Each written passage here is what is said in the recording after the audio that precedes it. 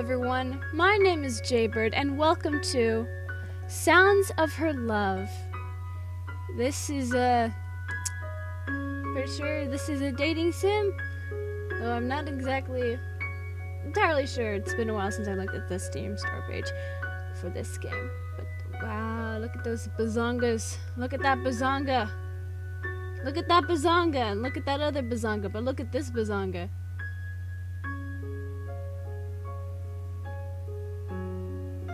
Alright, I think we objectified this young lady quite enough. So, without any further ado, let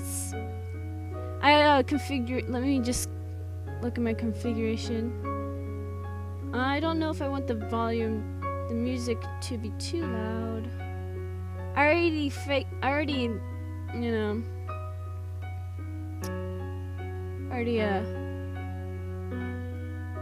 think this should be good. I'm just gonna check my volume mixer. Alright, everything should be fine.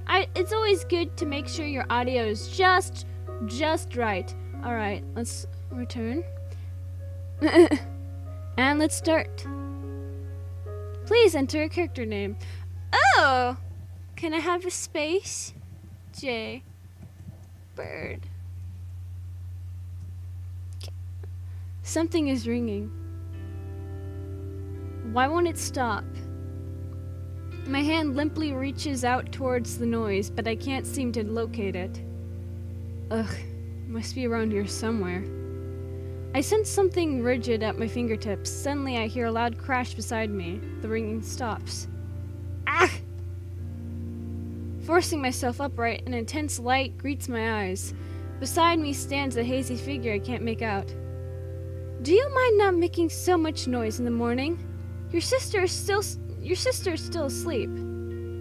As my eyes adjust to the light, I see my mother standing beside me. I look downwards and see my table lying on the floor. My alarm clock is just next to it, broken to pieces. That must be a really fucking weak, cheap alarm clock then. I'm not cleaning that up. Just get ready for school and come downstairs. I made breakfast. My mother walks off. I don't think she's particularly happy. Well, I doubt my parents would be with their children creating such a ruckus. What? I doubt many parents would be with their children creating such a ruckus. Oh, okay. Still, it wasn't my fault. I was half asleep for crying out loud. Yeah, and it was a really cheap alarm clock. Not my fault. If you got me a cheap alarm clock, of course it's gonna break. I pry myself away from the bed sheets and pick up the table and the broken alarm clock off the floor. I check what the clock once read and conclude it's almost 7 a.m. Unfortunately, today is a Monday, so it's back to school with me. Although it's cliche, I'm not really looking forward to it. It's that I dislike it, but you'd think after transferring here things would have been a lot more lively. So far, nothing out of the ordinary has happened. Though, I can't really expect a life to be like that.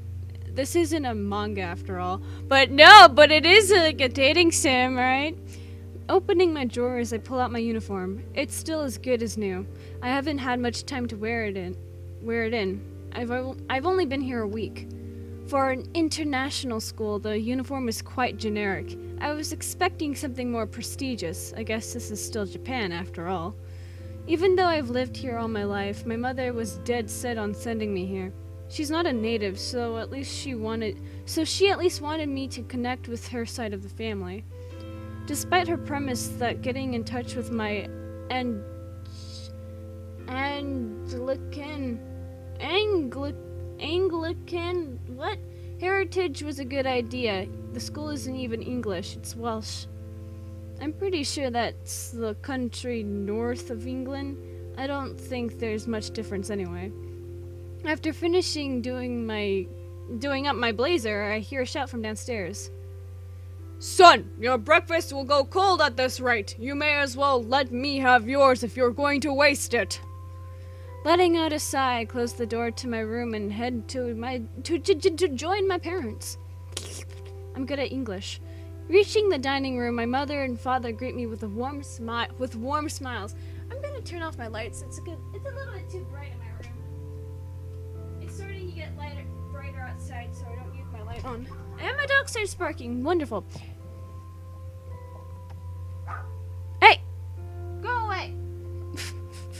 Maybe not so much my mother. I still think she's pretty pissed.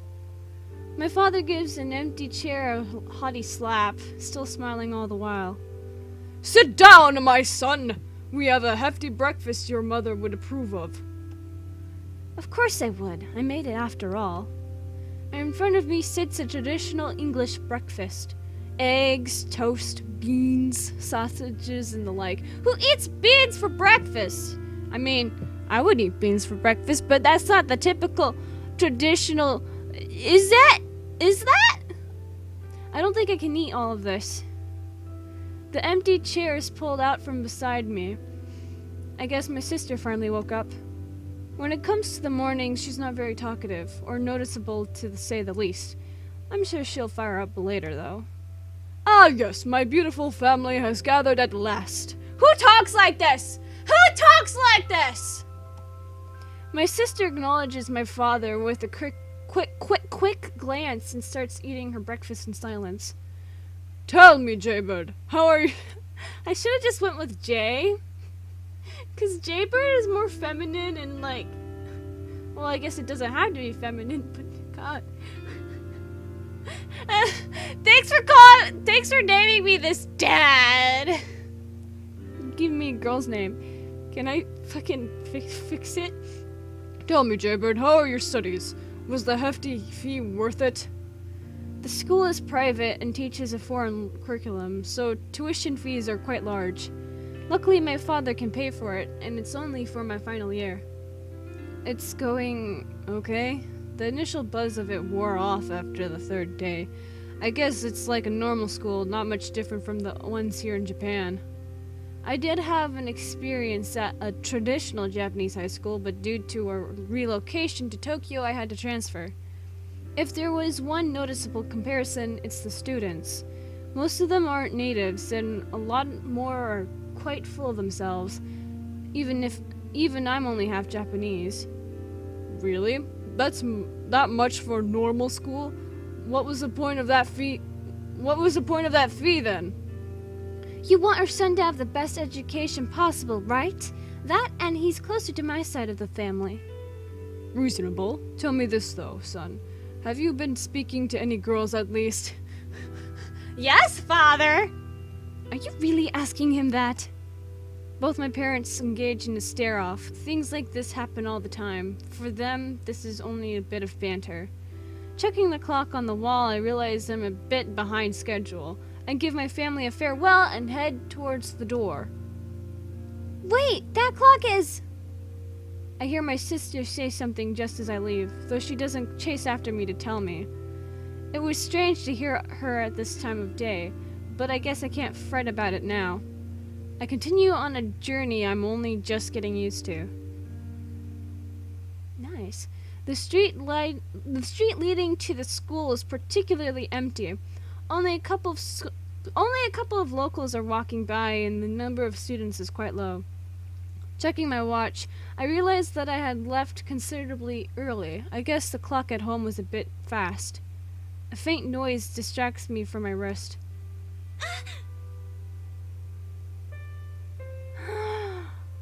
Your hair is slightly less redder than what it was on the opening screen, but that's fine. But look at those bazongas! Ooh! Ooh! Woo! Ahead of me is a female student, presumably from my school, picking up the contents of her bag off the floor. I guess she dropped it. Well, duh. I consider helping her, but by the time I move my feet towards her, she has already finished and continues onwards to school. She rubs the back of her head and her braids sway softly in the wind. Just as I passed where she was standing, I notice a small card on the floor. Instinctively, I pick it up. In my hands is a library card with what I assume to be her name on it. Ceridwen? I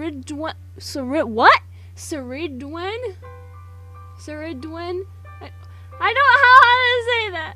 Considering this is a Welsh school, I guess that's the origin of her name. I look up and she's nowhere in sight. Oh crap. Quickly setting myself off, I run towards the entrance of the school. I just hope I can catch up to her. It doesn't take me long to get her in my sight. I call out to her. Ceridwen, you dropped this! I don't know how to say this word. It sounds so weird. Suradin turns around flustered and I approach her with a ragged breath. Here you go. Here you go. Thank you. You're welcome. She gives me a shy response as I hand her back the card. How did you know my name? It's on the fucking card. It doesn't look like she's very comfortable with talking to me. It's on the card! Oh, You fucking idiot. I feel like the music's a little too loud, or the voices are too quiet. it's pronounced Carrie, like a K. Okay. Carrie. Carrie Dwen. Carrie Dwen! Can I go into configurations? I feel like, I don't know, maybe it's just me. It probably is just me. I'm gonna turn up my volume just a little bit and see if that's a little bit better. Just a little bit, only like by 5. Make it 30. This might be a little bit better. I hope this isn't killing your ears. Probably won't. I'm just gonna make the music just a little bit. Okay, that should be better. Sorry, my bad. Don't worry. Oh yeah, that's better. It was like I could hear it, but it was really quiet. It's probably a little bit louder for you guys, but I'm not sure. I'll figure it out eventually. Carrie still looks rather uneasy. I guess some people just aren't that fluent socializing with others. Well, it's a good thing you got it back. We're both pretty early, so it would have taken a while for someone else to find it. By then, they probably would have given it in to Lost and Found. What? Thank you. You're welcome. She thanks me again, and her eyes are averted slightly away from my direction. This card is important to me. Oh. Maybe put it in a safer place? Yeah, like between your cleavage? You wouldn't risk losing it then. I know I don't have the right to tell her what to do with her stuff, but things like this are common sense. I use it a lot. It's easier for me to reach it quickly. I guess she's an avid book fan? She must be quite smart. That or she just likes books. Books! I decide to continue the conversation. Oh, fuck. I wasn't prepared for this! What sort of books are you interested in? I guess everyone needs a hobby. What sort of books are you interested in? What sort of books are you interested in? Fiction or non-fiction? I read a variety. Yeah, this is how you pick up girls. You just talk about their books. Well, that was a short answer. I want to study literature. Well, you can do that. Good for you. She looks at me as if she expects me to belittle her, though I completely deny her expectations. That sounds great. It's good to have something you're passionate about. Her lips move. I guess she can't stop herself from smiling. Moving my feet again, I set off towards the entrance of the school, turning around to face Carrie before I make any sufficient progress. It's still early, but we should still go to class. It's a bit cold after all. You're right. Oh, come on, dude. You gotta pick up chicks better than this. I need to check what class I'm in. She doesn't know what class she's in? School started a week ago. Don't tell me she has amnesia. Or maybe she's new! Carrie shyly passes me and heads towards the school, and I follow suit, heading towards my class. I bet she's in our class, sitting next to us, forever. I guess she was a pretty interesting person. Yeah, we're gonna see her again, yeah. Classes are well underway, and the class is filled with a widespread sense of lethargy. It is a Monday after all, and lunch is just around the corner. Does anyone really want to learn about the structure of the inner mitochondrial membrane right before lunch? Yes.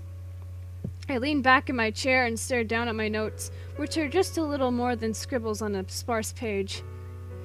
In the end, I can't really say I expected anything different when transferring here. After all, the basic principles of teaching are the same wherever you are. There's no reason as to why this school would be any different. Though the extra language lessons are a pain in the ass. Just as I let out a small but definitely noticeable yawn, teacher glares sharply in my direction. Oh no. Bored are you, Jaybird? No, sir. It's a fucking yawn. I can yawn and not be bored. Yawning does not automatically mean you're bored or tired. It just means you're yawning. A lot of people don't even know why they yawn. A lot of people don't know the origin of the yawn. Well, not origin, but like why. There's a lot of different reasons to yawn. Oh, that's a surprise. How about you answer the question at the bottom of page 3 then? Oh, save here. Well, if I get it wrong, I might die. So, return. I look at the closed book on my desk and realize that the teacher is referring to. And realize what the teacher is referring to. I definitely haven't done a good job of pretending to work. Still, I oblige and turn to page 3. Moving my eyes towards the bottom of the page, I find a question that's somewhat relevant to what I managed to hear during the lesson. What is the space between the two mitochondrial membranes called? Is that the matrix? No, that's the bit inside. Well, boy, do you have an answer? Don't call me boy. Oh.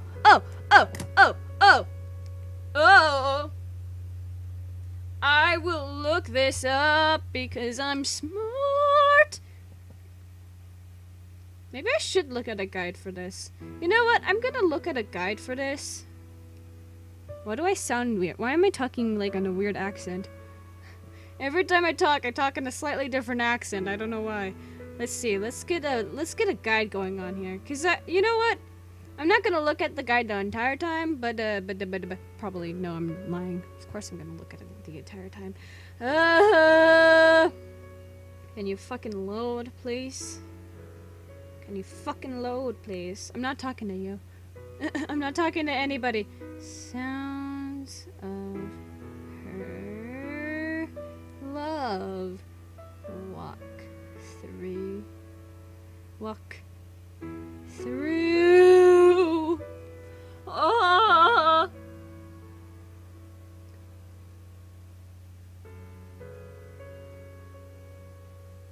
Ooh, finally, the official guide. Okay, come on, fucking. Oh, there's 3 endings. Okay, cool. Oh my god, can you fucking load, please? Can you fucking load, please? Thank you, please load, thank you. Okay.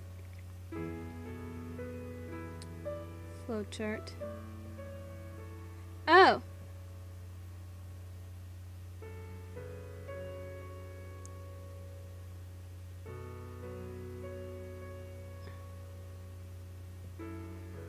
Oh, there's 7 chapters.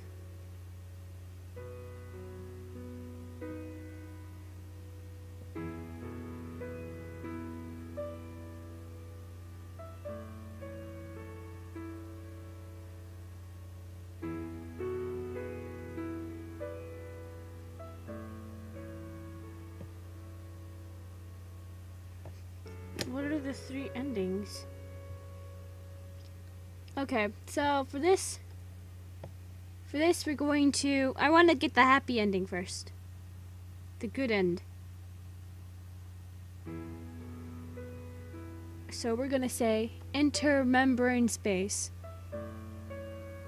Looking across to the opposite page, I spot a diagram of a mitochondrion with a nicely labeled arrow showing me the answer.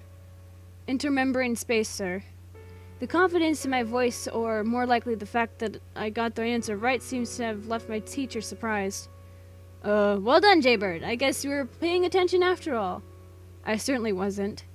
The teacher continues on with the lesson, leaving me to lean back in my chair once again. This time I'll try not to yawn. Soon enough, class ends and I trail behind a mass gathering to exit the room. The crowd slowly shifts. The class only has about 30 people in it anyway. I stagger behind the other students residing in the corridor and make my way to the cafeteria. Chatter radiates from the swathes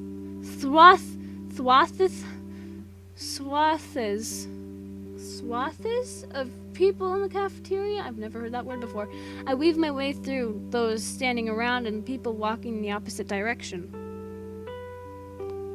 The line is long, as always. Unlike most schools, the food here is actually quite good, so naturally it's in high demand. I join this queue of students left famished by the morning lessons. Time slows as the line slowly inches forward. All of this for a sandwich? Must be a pretty good sandwich. I know, mate. They're lush, aren't they? Made with 100% Welsh beef. 100% Welsh beef. That's what they say anyway. I find it hard to believe they would import that stuff to Japan just for this one school. Eventually, I'm the one gazing at what's on offer at the counter. To be honest, the guy was right. The beef here sure is lush. It's quite a prestigious school. I buy the sandwich and stuff it into my bag. This place is quite packed, so I doubt I'd find a place to sit down. Just as I'm about to leave, I spot a table that's actually empty. Well, almost. I notice someone familiar eating by herself. It's that girl from earlier. Carrie, wasn't it? I wonder if I should approach her. I hardly know her, but I kind of want to sit down. It's cold outside. Duh, we're gonna approach her. We want to get in those panties! You know what? I might as well approach her. She's alone after all. I've been in that situation plenty of times this past week. I know how it feels. One step at a time, I make my way over to the table. Her silky braids gently rest by her sides, and unlike before, her braids only move due to her actions. As I draw closer, she takes notice of my presence and directs her head towards me. She hesitates to speak, but I planned on taking the initiative from the beginning. Hi, Carrie, it's me, from earlier. I don't think I ever got a chance to introduce myself. I try my best to avoid sounding nervous. Walking up to a girl sitting by herself is pretty noticeable to everyone else in the hall. My name is Jaybird. Hello. Thanks for earlier. No problem, big boobs. I mean, Carrie. She is still pretty on edge. Perhaps I should just apologize to her and make a quick retreat. I'm sorry for walking up to you so suddenly. Don't worry. I don't normally have people to eat with, so I'm glad. She abruptly stops speaking after giving me a sign of gratitude. Her cheeks turn a rosy shade of red. Ooh! And she directs her eyes away from me. Oh! I guess she's embarrassed. It did strike me as odd as to why she's alone. Aside from her big bazongas. I mean, her lack of self-confidence. She seems like a fairly nice person with fairly nice bazinga booba dooba tita booba da blah blah blah. I had an illness. Oh. Well, shit! I don't have anything to say about that. She goes straight on to why she's so alone. I never asked her, but I'm glad she thinks of me as close enough to her to explain it to me, even though we've just met. Though, given that she seems so introverted, maybe I am the only person that is. For a while, I was immobilized. As recently as last week. Oh. Is that why she told me earlier that she needed to find out what class she was in? Her face continues to grow to deeper shades of red. Maybe I should converse with her to ease her explanation. Though with her personality, I don't know if it'll actually help. I can understand, I guess. I'm new here, so I don't really have anyone to eat with. It's not really as relatable as an illness, though. I kind of regret opening my mouth. Hers, though, continues moving as her lips gently let out her unstable speech patterns. I've been here since last year. Oh. That's actually a pretty sad thought. If she's been here this long, how come she's this alone? Even with an illness, you'd expect her friends would still speak to her afterwards. Though I am making assumptions. For all I know, she could be good friends with a classmate that just doesn't eat in school or is absent. My gut feeling goes with my former conclusion in spite of that idea. She delicately twirls the hair at the tip of her braid nervously during the lag of times of her conversation. I can't really think of anything to say, so I decide to do something instead. It's bold, but I tear a sheet of paper from one of my books and scribble my phone number on it. If you ever need anyone to keep you company, then you can call me anytime. Or if you see me around school, just say hi. I doubt she'll do either anyway. To downplay the forwardness of my actions, I think of the cheesiest quote I can and continue speaking. Birds of a feather flock together. Hey! I'm a jaybird! Woo! You're giving me your number? Yes, this is exactly what this is. Though her voice is quiet, I can still sense she's a bit shaken up. I thought giving it to her would be acceptable in this day and age. People are practically dependent on their phones now. Still, giving your number to someone of the opposite sex will probably remain direct for years to come. Thank you. You're welcome. For some reason, she thanks me. Her pale fingers reach out towards her bag, and she gently takes out a rather pink and cute-looking phone. Aw. I didn't know anyone still used phone straps, but a daffodil charm swings in the air as she enters my number, her body shaking slightly all the while. You're the first in the non-relative section. God damn! Finishing her sentence with a smile, she gazes at me. I smile back, of course, which in itself takes me a bit of courage, but her eyes quickly dart away to break out our state of eye contact. Fuck. She goes red again, and her mouth is slightly ajar, leaving her lips to glisten as the sunlight enters from the windows beside us. The chimes of the bell resonate throughout the room. I guess it's time to get prepared to go to class again. I didn't even eat my sandwich! Carrie stands and shyly looks towards me as if expecting me to say something, which, luckily for her, I do. I enjoy speaking to her, even if she doesn't say very much. Like I said, feel free to contact me anytime, though right now I guess we should head back to class. Okay. She trots along by my side, slightly behind me, probably to keep her blushing face hidden, I guess. She seems to have a habit of going red. We part ways when I reach my classroom, with her giving me a hardly audible farewell once we do. Cute. The wooden chair behind my back is rigid and sticks to me, causing slight discomfort. Okay.